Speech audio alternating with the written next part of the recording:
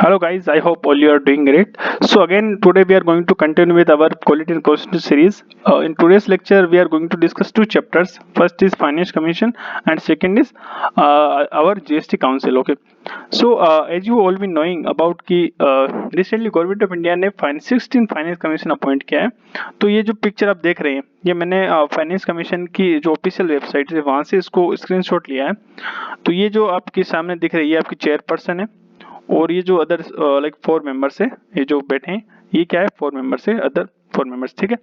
तो let's start without wasting any time.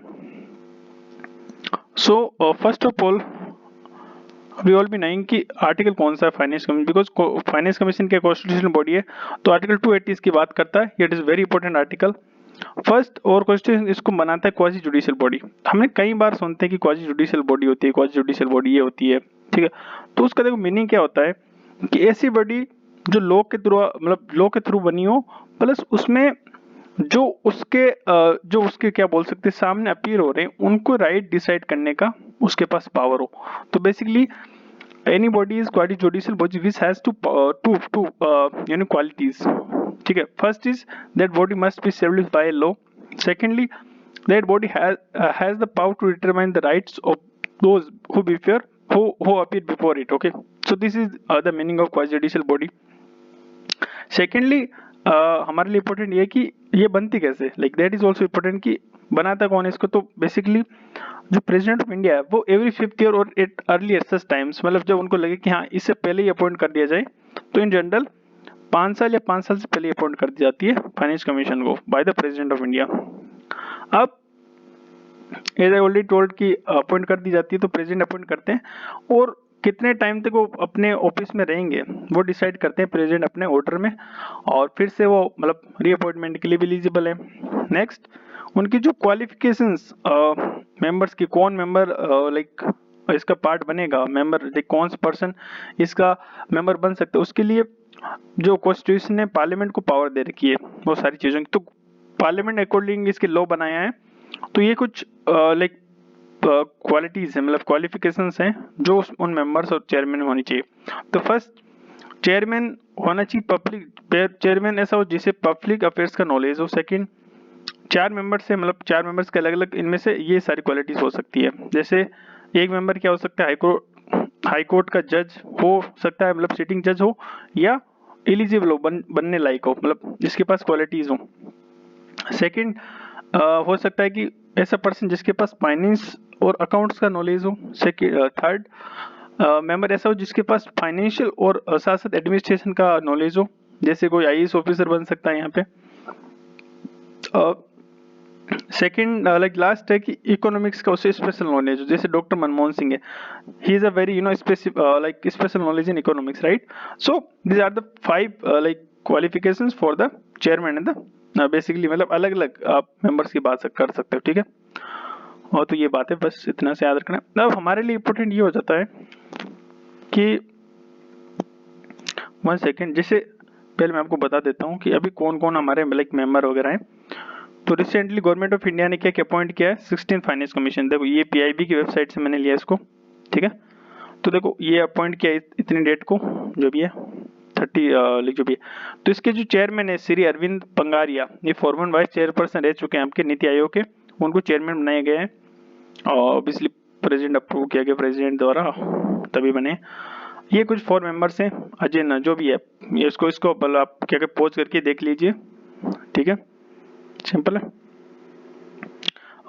तो ये सब कुछ है. और सेकेंडली देखो कमीशन को रिकमेंडेशन कब तक देनी है ये आपको लगभग इनको अवेलेबल करवानी 31 अक्टूबर 2025 तक. ठीक है. तो ये रिकमेंडेशन 5 साल तक चलेगी. कब से शुरू होगी 1 अप्रैल 2026 से. 1 अप्रैल से शुरू क्यों हो रही है क्योंकि हमारा फाइनेंशियल ईयर कब से शुरू होता है 1 अप्रैल से शुरू होता है राइट. वो 31 मार्च को लास्ट होता है. ठीक है डे. तो बेसिकली ये अब हमारे लिए इम्पोर्टेंट ये कितनी इम्पोर्टेंट बॉडी है तो इसके कुछ फंक्शंस होंगे कॉन्स्टिट्यूशन डिसाइड के. तो बेसिकली इसके कुछ 3-4 फंक्शंस है. फर्स्ट इसका फंक्शन सबसे इम्पोर्टेंट वो है कि ये डिसाइड करती है कि जो टैक्स कलेक्शन होता है टोटल उस टैक्स कलेक्शन में स्पेशली बाय द सेंटर तो उस टैक्स कलेक्शन का कितना हिस्सा स्टेट को मिलेगा कितना हिस्सा सेंटर को मिलेगा. अब इसके साथ ये भी डिसाइड करती है कि जैसे स्टेट का क्या बोल सकते हैं हॉरिजेंटल डिस्ट्रीब्यूशन भी मतलब ये दो तरह के डिस्ट्रीब्यूशन डिसाइड करती है। एक तो वर्टिकल डिस्ट्रीब्यूशन कि भाई सेंट्रल स्टेट को कितना मिलेगा, प्लस एक हॉरिजेंटल मतलब स्टेट को आपस में कितना मिलेगा, जैसे यूपी को कितना मिलेगा, राजस्थान को कितना मिलेगा, वो भी वेरी करता है। उसके भी फैक्टर्स अभी नीचे देखेंगे अपन। सेकेंड उसका फंक्शन है कि जिस ग्रांट्स इन एड्स देते हैं सेंट्रल गवर्नमेंट, तो वो उसका क्राइटेरिया क्या होना चाहिए वो डिसाइड करते हैं। और लाइक एक ये भी हो सकता है कि प्रेसिडेंट उनको बोलते हैं कि पंचायत और जो म्यूनिसिपैलिटीज हैं उनके लिए वो क्या करें, बताएं कि उनकी जो रेवेन्यूज को कैसे बढ़ाया जा सकता है, राइट, ऐसा कुछ हो सकता है। और अदर कुछ मैटर अगर प्रेसिडेंट उनको बता दें तो वो उनको बताना पड़ता है। अब देखो यूपीएससी प्रीलिम 2024 में एक क्वेश्चन आया था कि कंसीडर द फॉलोइंग स्टेटमेंट्स, ये कुछ आपको 5 चीजें दे रखी है यहाँ पे। इसमें बता रही है फॉर हॉरिजेंटल टैक्स डिस्ट्रीब्यूशन, जैसे मैंने बताया कि स्टेट्स के बीच में जो होता है उसको बोलते हैं हॉरिजेंटल, और स्टेट और सेंटर के बीच जो डिस्ट्रीब्यूशन उसको बोलते हैं वर्टिकल डिस्ट्रीब्यूशन, याद रखिएगा, ठीक है। The 15th Finance Commission used the how many of the above as criteria other than population and income distance।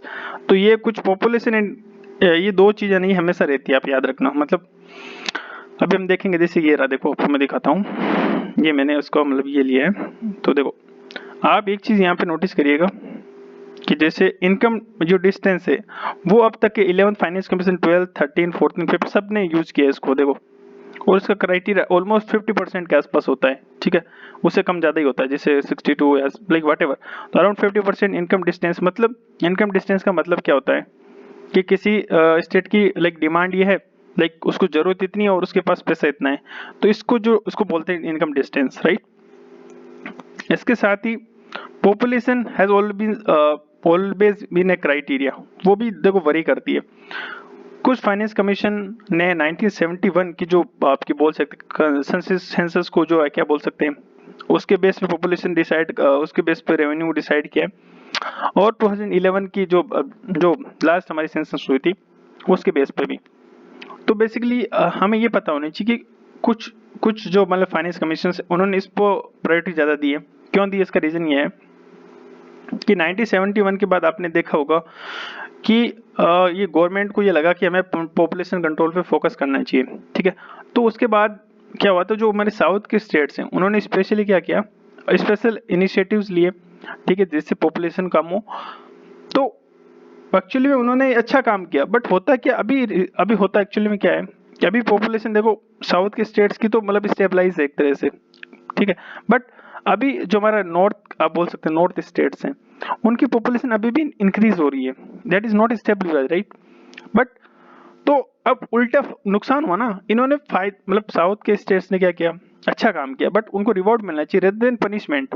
तो ये एक्चुअली में प्रॉब्लम है थोड़ी, ये कंट्रोवर्शियल है कि ये डिबेट का इश्यू है, बट फिर भी तो इसमें होता है। देखो जो 15 फाइनेंस कमीशन जो रिसेंटली गया था लास्ट वाला, तो उसने जो 15% इसको दिया था वेटेज 2011 सेंसस को, ठीक है, बस याद रखना है। और जो आपकी ये 1971 की पॉपुलेशन को कोई वेटेज नहीं दी इन्होंने, ठीक है।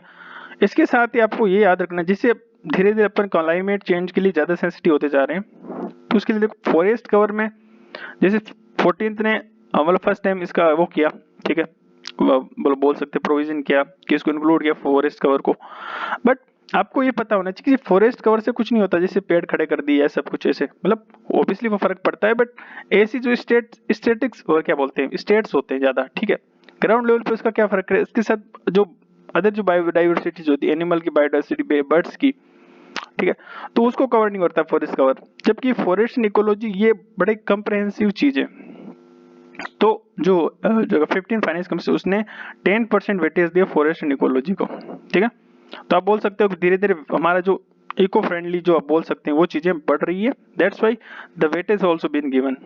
तो जो ज्यादा स्टेट्स इसके लिए मतलब वो फॉरेस्ट वगैरह है उनके पास, तो उनके लिए फायदेमंद चीजें। इसके साथ बोल सकते हो देखो ये जो डेमोग्राफिक परफॉर्मेंस, ये भी इस पे और टैक्स एफर्ट्स कितने टैक्स एफर्ट लगाए, तो ये सब कुछ है, ठीक है। तो आपको बस इसका पॉज कर एक बार देख लेना एक बार, ठीक है, फिर से, ठीक है। तो इसका ऑब्वियसली आंसर सही क्या हो जाएगा, देखो गवर्नमेंट रिफॉर्म्स का कहीं नहीं बोला, स्टेबल गवर्नमेंट कहीं नहीं बोला है, बस इसके जो तीनों सही हो जाएंगे, ठीक है, सिंपल सी बात है 1, 2 एंड 5। तो इसका आंसर हो जाएगा ओनली 3। राइट, बी इसका ऑप्शन करेक्ट हो जाएगा, राइट। तो ये हो गया कुछ अपन ये तो कर लिया ना, राइट। नेक्स्ट आगे बढ़ते हैं अभी। अब जैसे आपको पता है कि प्रेसिडेंट इनको अपॉइंट करते हैं 5 साल या 5 साल से पहले जब भी उनको ठीक लगे, राइट। उसके बाद होता क्या है कि ये कमीशन रिपोर्ट देते हैं प्रेसिडेंट को, ठीक है। प्रेसिडेंट क्या करते हैं, इस रिपोर्ट को जो पार्लियामेंट के दोनों हाउस है उनके सामने रखते हैं, और क्या होता है कि हाँ रखते ही नहीं, बट ये जैसे उन्होंने जो रिकमेंडेशन दी कि इतना मतलब शेयर इसको देना चाहिए, इतना देना चाहिए, अगर गवर्नमेंट ऑफ इंडिया सपोज वो रिकमेंडेशन नहीं मानी उनकी, तो उसके लिए उनको उसका एक्सप्लेनेशन देना पड़ता है कि ये एडवाइस उसकी क्यों नहीं मानी गई थी। तो इजीली गवर्नमेंट ऑफ इंडिया इसको मतलब अवॉइड नहीं कर सकती, ऐसे मतलब इग्नोर नहीं कर सकती एडवाइस, आप बोल सकते हो, क्योंकि उनको पार्लियामेंट में इसका रिप्लाई देना पड़ता है। That's why, so there is public pressure, right, that's why. Next, जैसे मैंने बता दिया कि एक्चुअली में देखो क्या बोल सकते हैं कि फाइनेंस कमीशन की जो रिकमेंडेशंस होती है क्या होती है, जनरली एडवाइजरी नेचर की होती है, गवर्नमेंट पे बाइंडिंग नहीं होती है। बस आपको याद रखना है, सिंपल सा कॉन्सेप्ट है। ये कौन चेयरमैन था ये हमारे काम का है नहीं, एसएच एसएससी वगैरह ऐसे एग्जाम्स में पूछे जाते हैं। अब यहाँ पे आप पोच करके देख सकते हो, देखो फाइनेंस कमीशन आर्टिकल क्या 280 है, प्रेसिडेंट अपॉइंट करते हैं, 1+4 का स्ट्रेंथ होती है, और ये तो पता ही है टेन्योर इनका कुछ फिक्स नहीं है, वो प्रेसिडेंट ऑर्डर में फिक्स करते हैं, प्रेसिडेंट सर्विस कंडीशन बताते हैं, और रिपोर्ट भी यही प्रेसिडेंट को देते हैं, एलिजिबल है रिअपॉइंटमेंट के लिए, इतना सा है। अब जो हमारा नेक्स्ट चैप्टर है वो है जीएसटी काउंसिल बेसिकली। तो देखो एज ऑल यू नोइंग कि 101st कॉन्स्टिट्यूशन अमेंडमेंट एक्ट हुआ था 2016 में, तो इसके थ्रू आर्टिकल एक नया स्टेट किया गया था, वो आर्टिकल था 279A, ठीक है। तो इसके थ्रू जीएसटी काउंसिल बनाया गया था, इसके थ्रू एक नया टैक्स रेजिम लाया गया था, सिंक्रोनाइज टैक्स रेजिम जिसे बोल सकते हैं, जो इनडायरेक्ट टैक्सेस थे उनकी जगह, मतलब उनके सारों को काफ़ी को मतलब सब्ज्यूम कर लिया था इस टैक्स ने, ठीक है। तो ये था, और 1 जुलाई को 2017 को ये अप्लाई हुआ था ऑल इंडिया में। अब बात यह है कि जो ये काउंसिल होती है जीएसटी काउंसिल, तो इसको अपॉइंट करते हैं, लाइक इसको बोल सकते हैं आप कौन बनाते हैं, वो है कि प्रेसिडेंट, उनके पास वो पावर होती है। इसके साथ ही जो यूनियन रेवेन्यू सेक्रेटरी होते हैं वो क्या होते हैं, इसके एक्स ऑफिशियो सेक्रेटरी होते हैं, बस इतना से याद रखना है, ठीक है।